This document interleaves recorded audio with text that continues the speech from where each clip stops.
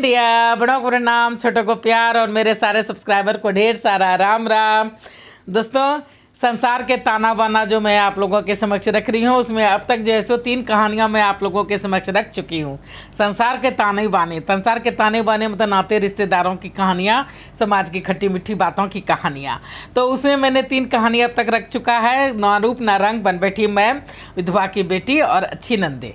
और आज मैं बात करूंगी सौतेली सास की। तो आज मेरी चौथी कहानी जो है सो वो आप लोगों के समक्ष रखने जा रही हूँ और इसका शीर्षक मैंने रखा है कि सौतेली सास। अब देखिए, आप लोगों के समक्ष रख रही हूँ, कैसा लगता है नहीं लगता है तो लाइक कीजिए, सब्सक्राइब कीजिए इसको और मेरी कहानी का जो है सो मज़ा लीजिए, आनंद लीजिए, देखिए कैसा लगता है। तो सौतेली सास में मैं रख रही हूँ, 2 दोस्त में आपस में मिलती है, उसका पहले मैं जिक्र कर रही हूँ इसमें। तो नीलिमा जो है सो मॉल के बाहर आ रही थी कि तभी तेज़ी से आ रही एक महिला से टकरा गई। सॉरी, एक्सक्यूज मी, देख कर नहीं चल सकती आप। अरे नीलिमा, अरे राधा। दोनों जो है सो औरतें चहक उठी और एक दूसरे के गले लग पड़ी। दोनों बचपन से लेकर जवानी तक की फ्रेंड थी, एक दूसरे को देख के चहक उठी थी। तू यहाँ इस शहर में, मुझे पता नहीं था क्या? पूरे 4-5 साल बाद जो है सो पूरे 5 साल बाद हम मिले हैं, ना कोई फ़ोन ना कोई खोज खबर। नीलिमा बोल रही है राधा से। हाँ वो तो है, मैं कहाँ जाऊँगी, मैं यहीं रहूँगी, यहीं सड़ूंगी। ये शहर जो है सो परमानेंट ससुराल जो है मेरा।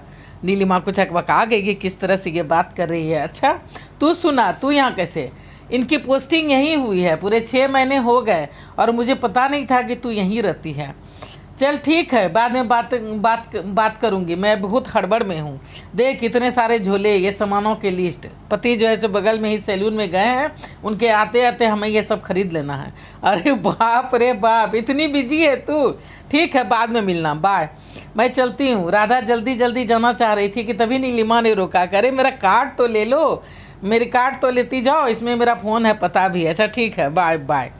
राधा जो है सो तेजी के साथ मॉल के अंदर चली गई थी, पर नीलिमा जो है सो थोड़ा सा ठिठक गई थी। उसे कुछ अच्छा नहीं लगा कि उसकी दोस्त जो है सो कितनी अच्छी थी, कितनी चहकती, कितना हम दोनों में दोस्ती था, और ये मुझे देख कर के इतना खुश क्यों नहीं हुई है, इस तरह से कैसे क्यों रिएक्ट किया, वो सोचने लगती है। तो रात के 11 बजे नीलिमा जो है सब सोने की तैयारी कर रही थी कि तभी उसका फ़ोन बज उठता है। इस वक्त कौन होगा? हेलो हेलो की बच्ची, नंबर सेव कर लेना, ये मेरा नंबर है। तभी जब वो कार्ड दे के आई थी राधा को, तो राधा फ़ोन करती है 11 बजे रात में, तो वही बोलती है हेलो की बच्ची, नंबर सेव कर लेना, ये मेरा नंबर है। हाँ वो सब तो ठीक है, पर तू इतनी दबी आवाज़ में बात क्यों कर रही है? नीलिमा बोलती है। राधा एकदम दबी आवाज़ में धीरे से फुसफुसा के बोलती है, तो उसको अकबका लगता है कि क्या बात है, ज़रूर ये तकलीफ़ में है, क्यों ऐसा बात कर रही है? तो तुम ऐसा बात क्यों कर रही हो? अरे सभी सो चुके हैं ना, कहीं नींद नहीं खुल जाए, इसलिए। नींद तो मुझे भी आ रही है। चल ठीक है, तब रखती हूँ, फिर कभी फुर्सत में फ़ोन करूँगी। ठीक है, गुड बाय गुड बाय। बस इतना सा ही फ़ोन करके वो फ़ोन रख दी। राजेश नींद में हड़बड़ा उठा। इतनी रात कौन था? वही राधा, बताया था ना आपको। घर पे बुला लो कभी लंच या डिनर पे। हाँ ठीक कहा तुमने। Good night good night. ये दोनों भी जो है सो जाते हैं। पूरे 1 सप्ताह बीत जाता है, तब राधा को फ़ोन, पूरे 1 सप्ताह बीत गए। नीलिमा जो है सो रोज़ राधा का फ़ोन लगाती है, पर उसका फ़ोन जो है सो लगता ही नहीं है, स्विच ऑफ आता है। नीलिमा जो है सो उसको इनवाइट करना चाह रही थी, पर फ़ोन जो था सो वो लगता ही नहीं था। अब वो सोची कि चलो उसको ढूंढते हैं, लेकिन कहाँ ढूंढेगी, वो तो पता होता कुछ बता ही नहीं थी। तो इतना बड़ा शहर में उसको ढूंढना भी जो था बहुत मुश्किल था। समय जो है सो बीतता चला जाता है। एक दिन दोपहर में नीलिमा जो है सो लंच करके जस्ट बेड पर लेटी ही थी कि राधा का फ़ोन आ गया।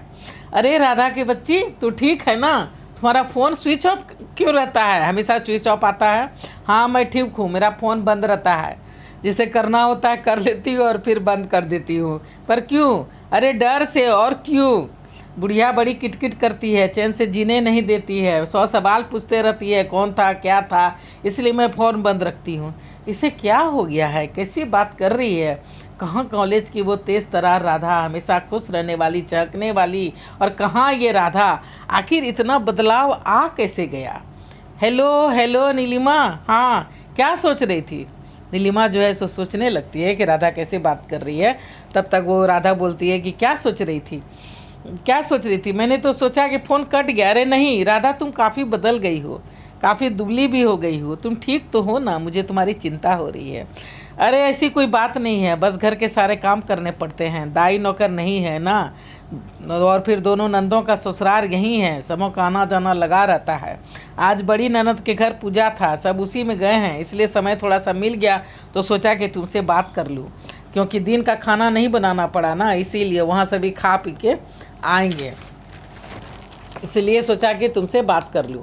अच्छा तो तू ऐसा कर कि तू मेरे घर आ जा, यहीं लंच करना। अरे नहीं, मैंने खा लिया है, बस ऐसे जो है मैं ऐसे बिना पूछे अगर मैं तुम्हारे घर आ जाऊंगी तो मुझे मार पड़ेगी। क्या तुम्हें पीटते भी हैं ससुराल वाले? अरे नहीं, मजाक कर रही थी। तू सुना। नीलिमा समझ गई कि राधा जो है सो खुश नहीं है, कुछ न कुछ छुपा रही है, मुझे उसकी मदद करनी होगी। हेलो, हाँ नीलिमा, मुझे नींद आ रही है, आज सवेरे काफ़ी सवेरे उठी थी ना, फ़ोन बंद रखूं?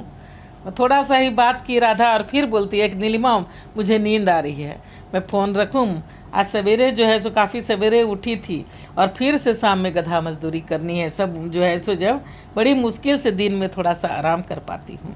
हाँ ठीक है, पर तू मेरे घर आना एक दिन। ठीक है, देखती हूँ, अगर कभी टाइम मिलेगा तो मैं आऊँगी।